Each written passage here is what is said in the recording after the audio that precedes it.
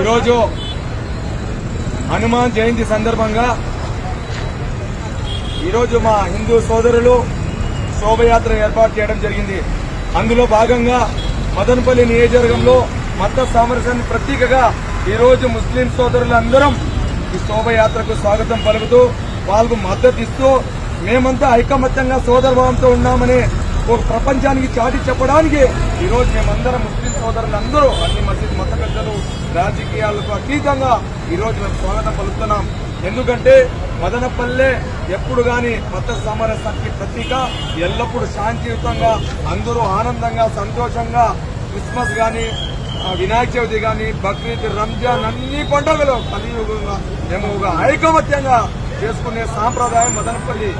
అదేవిధంగా ఈ రోజు మేము ఇంత పెద్ద ఎత్తున మేమందరం 5,000 మంది వచ్చే భక్తులకు మేమందరం సుమారుగా 1000 మంది ముస్లిం సోదరులందరం